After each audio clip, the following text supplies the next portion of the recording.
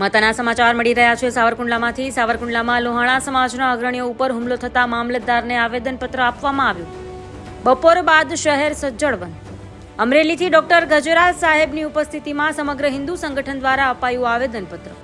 સાવરકુંડલામાં આજરોજ સવારે લોહાણા મહાજનવાડી પાસે લોહાણા સમાજના પ્રમુખ જગદીશભાઈ માધવાણી અને મંત્રી રાજુભાઈ નાગરેચા ઉપર પાર્કિંગના મુદ્દે હુમલો કરવામાં આવેલ। આ ઘટનામાં લુહાર સમાજના તેજસ રાઠોડ નામના એક વ્યક્તિ પર પણ હુમલો થયો હતો। હુમલામાં ઘાયલ થયેલાઓને તાત્કાલિક સાવરકુંડલા સિવિલ હોસ્પિટલમાં ખસેડવામાં આવ્યા હતા। પોલીસ તંત્રએ ઘટના સ્થળે પહોંચીને તપાસ શરૂ કરી દીધી હતી। પ્રાથમિક તપાસમાં સામે આવ્યું છે કે લોહાણા મહાજનવાડી પાસેના પાર્કિંગના મુદ્દે આ હુમલો કર્યો હતો। આ ઘટનાના વિરોધમાં શહેરના વિવિધ સંગઠનો દ્વારા બપોર પછી સાવરકુંડલા શહેર બંધનું એલાન આપવામાં આવ્યું હતું, જેના પ્રતિસાદ રૂપે શહેરના વેપારીઓએ પોતાની દુકાનો બંધ રાખી હતી। પોલીસ તંત્ર દ્વારા પણ શહેરમાં કોઈ અનિચ્છનીય ઘટના ન બને તે માટે થઈ ચુસ્ત બંદોબસ્ત ગોઠવી દીધો હતો। આ હુમલાની ઘટનાને લઈને શહેરના લોકોમાં ભારે રોષ છે અને આવી ઘટનાઓ ન બને તે માટે ઉદાહરણરૂપ કાર્યવાહી કરવામાં આવે તેવી ઉગ્ર માંગ ઉઠેલ છે। Bureau report Yogesh Unadkat, Savarkundla news today.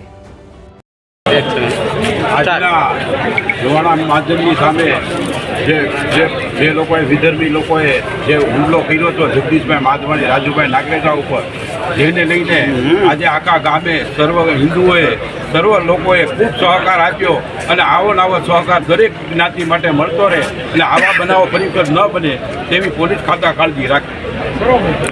આવી ઘટના અવારનવાર કુંડલામાં બને। તમને 3-4 ઘટના બતાવું। થોડા ટાઈમ પહેલાં સંઘના પ્રચારકને ઉપર હુમલો કરીને લડવાનું ટ્રાન્સફર કરવા પડ્યા। ત્યાર પછી એની બેનનો રેપનો કેસ બસમાં ડ્રાઈવરને લઈ જતા હતા એનો કેસ। ત્યાર પછી આજે જીકે કીધું કે 4 દિવસ પહેલાં દુકાનમાં ખાલી મારી માતા પોલીસે ફરિયાદ ના લીધી અને આજની આ ઘટના। આવી ઘટના અવારનવાર કુંડલામાં બને છે। આપણે બધાને ખબર છે કે કુંડલા કેવું સ્થળ છે, કેવું સ્થળ છે, શું થાય છે, બધાને ખબર છે, પણ તંત્રને કાંઈ ધ્યાને આવતું જ નથી। પરમદી 2 દિવસ પહેલાંની ઘટના તો જગ્યાએ કીધું પોલીસે ફરિયાદ જ નથી લીધી, શું કરવાનું?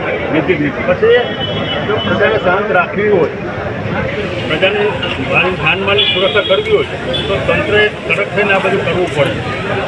એક દિવસ જો તંત્ર આવું નહીં કરે અને પબ્લિકનો આક્રોશ જો બહાર આવી જશે તો કુંડલા છે એ એકદમ એપી સેન્ટર છે, ગમે ત્યારે ગમે થઈ શકે એવું છે।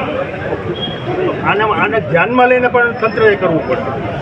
અને બીજી વાત, આવી જે ઘટના બને અને એને માંડવાર કરવામાં આપણા ભાઈઓ જો હોય એ લોકોને મદદ કરતા હોય તો પહેલાં એને ખુલ્લા પાડી પહેલાં એનો ઉપાય કરવો જોઈએ, પછી ઓલા લોકોને આપણે ઉપર જવું જોઈએ। તમને બધાને ખબર છે કોણ શું કરે છે। આજે બપોરે મારે માથા ખુલ્લી, પણ આ બધું ધ્યાનમાં રાખીને પબ્લિકે ધ્યાન રાખીને બધું થવું જોઈએ। પબ્લિક જ્યાં સુધી બહાર નહીં આવે, બધું સહન કર્યા કરશે તો આવું ચાલ્યા જ કરવાનું છે। એટલે જેટલું બને એટલું હિંમત રાખી સંગઠન મજબૂત બનાવી નાની પણ ઘટના બને કોઈ પણ જ્ઞાતિની, એમ નથી કહ્યા વાણિયાની કે પટેલની કે ભરવાડની, કોઈ પણ જ્ઞાતિની એવી ઘટના હિન્દુ ધર્મમાં ને તો બધાએ ભેગા થઈને આનો ઉપાય કરવો જોઈએ। નહીં તો અત્યારે આ પોઝિશન છે, 5 વર્ષ પહેલાં આ જ પોઝિશન છે અને જો આમાં કાંઈ નહીં કરીએ 5 વર્ષ પછી આની પોઝિશન રહેવાની છે, વધતી જવાની છે। તમારી ઘરમાંથી દીકરીઓ તમારી ઘરમાંથી લઈ જાય ને તો તમે કાંઈ નહીં બોલી શકો। આ પોક્ષમાં શું થયું? બસમાં આવું વિડીયો સાબિતી છે તો પણ ફરિયાદ નહીં, એવી કલમ જ નહીં પોક્ષોની, કોઈ પોક્ષોની કલમ નીકળી ગઈ બીજેથી, બોલો શું કરવાનું? એમાં આપણે જતા એમાં એને એ લોકોનો કોઈનો વાંક નથી। બધી માહિતી અમારી પાસે હોય છે, સાંજે બધી માહિતી આવી જાય છે। તો આપણને પણ આપણે તૈયાર કરવા પડે, સમજાવવા પડે। ન સમજે તો પછી આપણે આપણી રીતે ઉપાય કરવો પડે।